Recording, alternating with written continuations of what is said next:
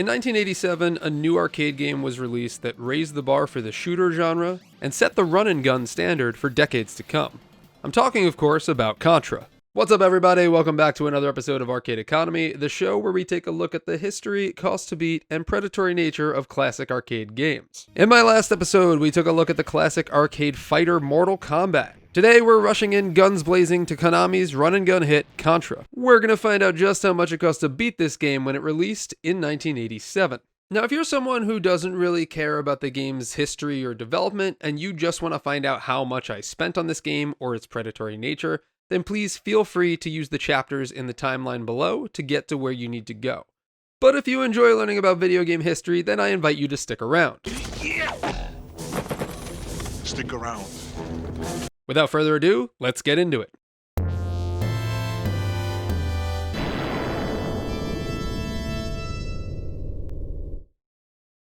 In the mid-80s, Konami video game developer Koji Hiroshita set out to make his very first game. Hiroshita was looking to develop a run-and-gun similar to Capcom's Commando or SNK's Ikari Warriors. Hiroshita was rumored to be a fan of 80s action movies and used much of this as the inspiration for creating his game. It is also thought that Hiroshita used the likeness of Arnold Schwarzenegger and Sylvester Stallone for the basis of the game's main protagonists. Like plenty of other video games in the 80s and 90s, some of the game's enemies, aesthetic, and level design was influenced by the Alien movies. This becomes especially known in the last level of the game. Now, most run-and-guns at the time were played from a top-down view. Like I said, think of Ikari Warriors or Commando. Hiroshita opted instead for a side-scrolling view that also involved platforming, and boy did it work! Contra released in February of 1987 and would go on to become one of the top 4 grossing arcade games of that year. In the European market, Contra was released as Gryzor, which was essentially the same game except 2 players would play one after another Mario style rather than at the same time. And with the arcade game being such a big hit, you know what that means.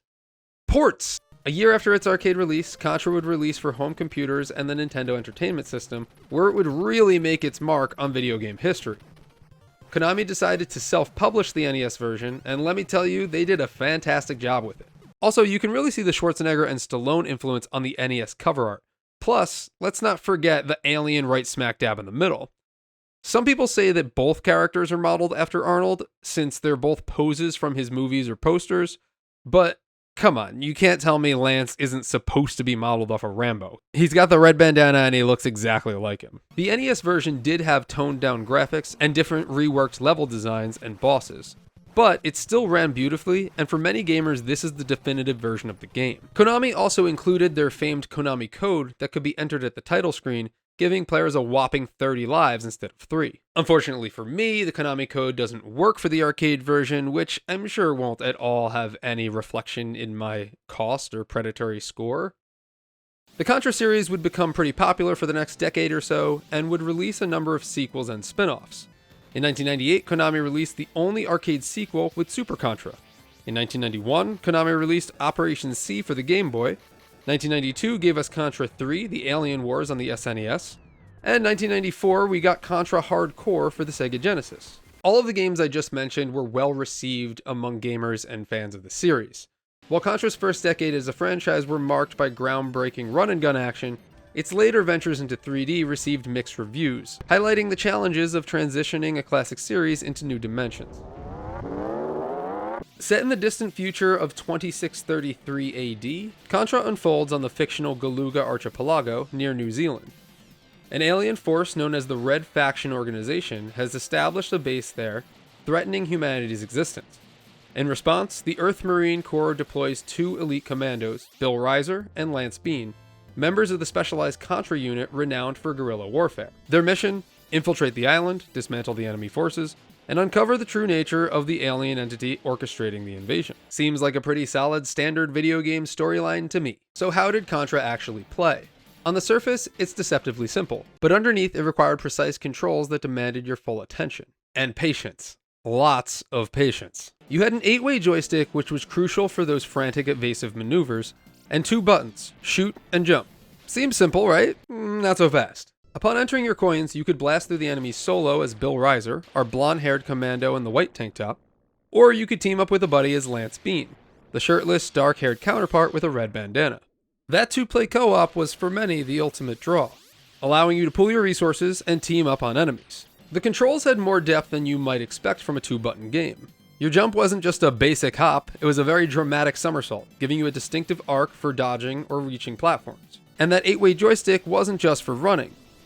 You could shoot left, right, or straight up while standing, and you can fire horizontally and diagonally while running, and even in all 8 directions while jumping. This meant constant, dynamic aiming, and if you needed to dodge a flurry of bullets, a quick hold down on the stick would make you go prone, giving you a crucial advantage. If you were on a higher platform, you could press down and jump to drop to a lower level, a neat trick if you missed a power-up or wanted to change platforms. It took me a while to realize just how important jump shooting was, and once I got this down, it was that aha moment that really helped me with crowd control. Each player starts the game with a basic rifle with unlimited ammo, but the true joy of Contra came from finding the weapon upgrades. These awesome guns would appear from destroyed pillbox sensors, flying enemy capsules, and from defeating red-clad guards in enemy bases. These weren't just simple upgrades, they were game changers, designed to make you feel like an unstoppable force. There's a machine gun that changed your rifle into rapid fire. There was the laser gun, a powerful piercing beam. The fireball gun shot its rounds in a unique corkscrew. Side note, this gun sucks and I actively avoided it. But the undisputed, unchallenged champion, the weapon that truly sparked joy, was the spread gun. Oh, the spread gun. 5 individual bullets fanning out in all directions. This gun gave you the much needed confidence to get past hordes of enemies and tough bosses. It is hands down the best gun in the game. Beyond the main guns, there were 2 auxiliary power-ups. The Rapid Bullets upgrade, which simply cranked up your existing gun's firing speed, but to be perfectly honest, I didn't really notice too much of a difference. Then there was the Barrier, which made you completely invulnerable for a limited time. When gaining the Barrier, I used this to speedrun and quickly try to get as far in the level as possible. So something I wasn't aware of when I put this game out to the community to vote on it was the lives system in this game. Oh boy, the lives system. 1 hit and you lose a life. Whether it was getting touched by an enemy, getting clipped by a single projectile, or simply running out of time in those base stages. When you lost a life, that means you were reverted back to your original rifle. That beautiful spread gun you just picked up, gone. Melted with your last life. This mechanic was a quarter-eating monster all on its own, forcing you to re-earn your powerful arsenal after every misstep. The game defaults to 3 lives, and after losing all of them, you would be hit with a continue screen. You could keep going, but there's a catch. Typically, you were limited to only 3 continues. That's right, Contra, an arcade game, has limited continues. After that, it was game over. Mission failed. Try again from the top. Game over, man! It's game over! This limited continue system made every life and every quarter feel incredibly precious. It also made this guy very frustrated, because this game is not easy.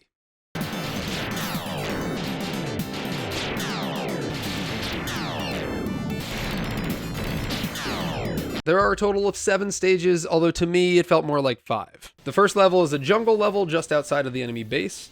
Level 2 is the first of 2 base levels, where the camera switches to a rear third-person view. Level 3 is the first boss. Level 4 is a vertical waterfall level. Level 5 is the second base level. Level 6 is the second boss level.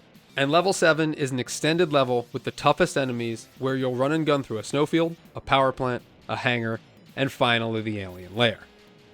The changes in level design keep the game fun and interesting, but it does get pretty challenging at parts. The game's bosses all require different strategies. Not sure if this counts as an actual boss, but in order to progress from level 1, you'll need to destroy the defense wall. I did this by taking out the guard at the top and then taking out the 2 turrets at a safe distance before destroying the wall itself.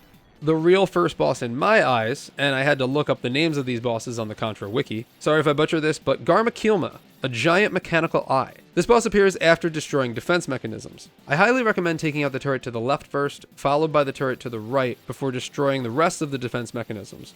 After that, you can stand still in the center of the screen and fire straight up at the eye. You should beat it no problem, although you may need to move out of the way of its projectile from time to time. Gromades is the boss atop the waterfall, which is really just a big structure. You'll need to dodge the projectiles and foot soldiers while taking out the turrets. After this, it was pretty easy.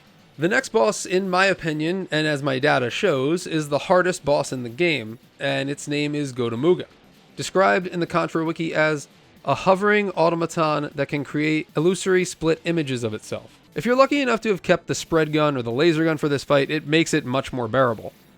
Otherwise, you'll be dodging a ton of enemy fire while trying to take out the defense mechanisms in the turret.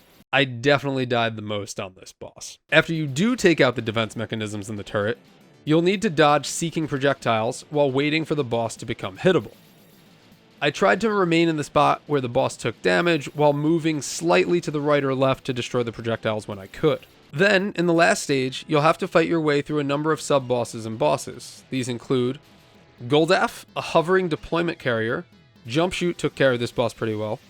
Dogra, which is a pretty badass truck. I highly recommend a weapon upgrade to defeat this, and you'll really just need to rapid fire at it from a safe distance. Gordia, an armored soldier. Again, Jump Shoot for the win here. And then finally the big bad, and his name is a mouthful. Emperor, Demon, Dragon, God, Java. Here's where you see the heavy alien influence in the alien lair. I found the best way to defeat Java was to just get right underneath it and just keep shooting. But the game's not over yet though.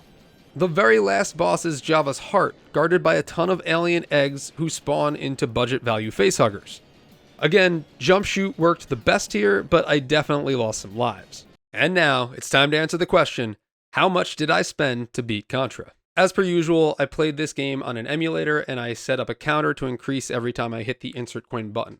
I played this game on its default settings, so for Contra, that means that one 25-cent credit gave me 3 lives, and there are limited continues, 3 of them, which means I needed to beat this game within those 9 lives. And if I didn't, I had to start all the way over from scratch. This was one of the hardest games I think I have ever played in my life. Now, going through this game without losing a life takes about roughly 11 minutes to do. And I didn't even come close to doing that. My total playtime was 4 hours and 16 minutes. And I had to take a break and break this up into 2 sessions. When I did finally beat the game, it came out to a total of $36 even.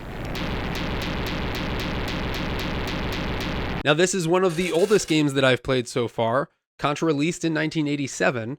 So $36 in 1987 would feel like $103.48 today. And hey, if that number seems high, take it up with the US Bureau of Statistics and Labor, because that's how I'm calculating these inflationary costs. Now, Contra was released in the mid-80s, so most arcade games back then were still 25 cents per play.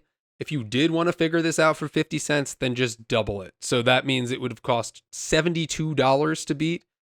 And adjusted for inflation, that would feel like $207 today. Since it took me 4 hours and 16 minutes to beat, that factors into about 14 cents per minute, so you're looking at a little more than a quarter every 2 minutes. And now for the bosses. I'm only going to take a look at what I consider the main bosses in this game, and not some of the sub-bosses or like that first wall. And because I had to start from scratch after the 3 continues, I faced off against the earlier bosses a lot more than I faced off against the later ones. I spent a total of $2.50 on Garmakilma, the robotic eye, $3.75 on Gromades at the tower, a whopping $12.50 on Gotamuga, like I said, hardest boss in the game, and surprisingly only 50 cents on Java and 75 cents on Java's heart. This is probably because the time I got to the final bosses, I had a much better understanding of the game, and also I had to play against the earlier bosses so much more, so there was more time for error in those.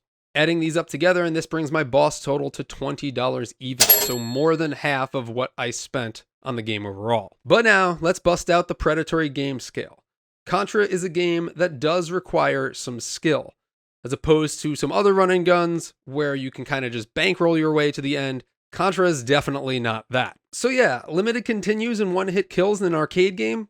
Definitely a predatory practice. Total cost and time to beat far exceeded anything I've done so far. When it comes to fun factor, yeah, it's definitely fun, probably even more so with a buddy.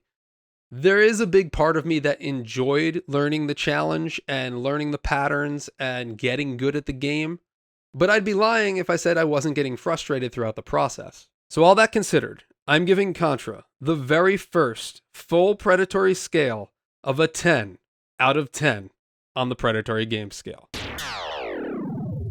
$103 is just absurd. Now, some people have been asking if there's ways to play these games currently, and for Contra, yes, you can play it on the Contra collection, and it did get remade in 2024 with Contra Operation Galuga. And I will include links to those in the description of my video if you're looking to purchase these games. Next time on Arcade Economy, I will be playing our very first rail shooter in the series as we go through 1996's The House of the Dead. Hey, thanks for watching. If you enjoyed this video, it would mean a great deal to me if you could give it a big thumbs up.